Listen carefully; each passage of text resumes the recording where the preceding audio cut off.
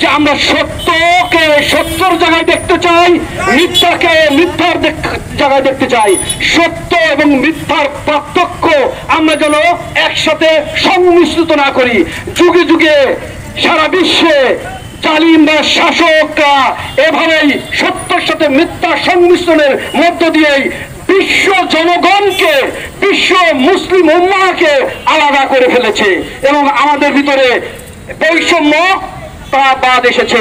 আমরা এখান থেকে মুক্তি পেতে চাই। আর তারই ধারাবাহিকতায় আমরা প্রেস ক্লাবের সামনে এসে, যেহেতু আমরা দেখেছি প্রতিবারেই, এবার আমরা দেখেছি যে সারা বাংলাদেশে লাখো মানুষের ঢল, কিভাবে তারা ঈদে মিলাদুন্নবী সেই পয়গম্বর ইসলাম হযরত মুহাম্মদ সাল্লাল্লাহু নামকে স্মরণ করে, তার জন্মবার্ষিকীকে স্মরণ করে তারা রাস্তায় বেরিয়েছে।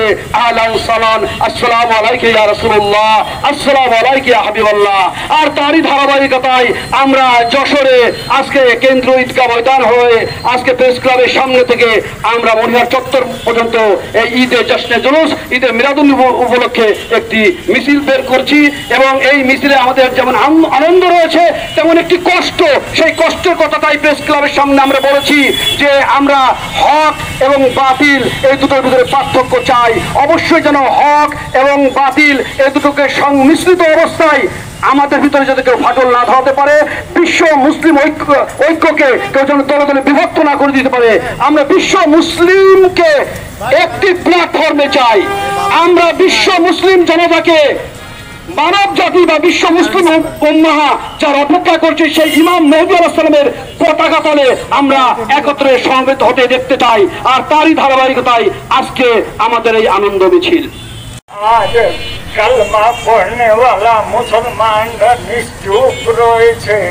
ধিক্কার জানাই সেই সব মুসলমানদেরকে যারা কালমা পড়ছে কিন্তু আমাদের এই ভাইয়ের উপরে যে জুলুম হচ্ছে, আমাদের ভাইদেরকে হত্যা করা হচ্ছে, আমাদের মা বোনদেরকে নির্যাতন করা হচ্ছে, ছোট ছোট শিশুদেরকে হত্যা করা হচ্ছে।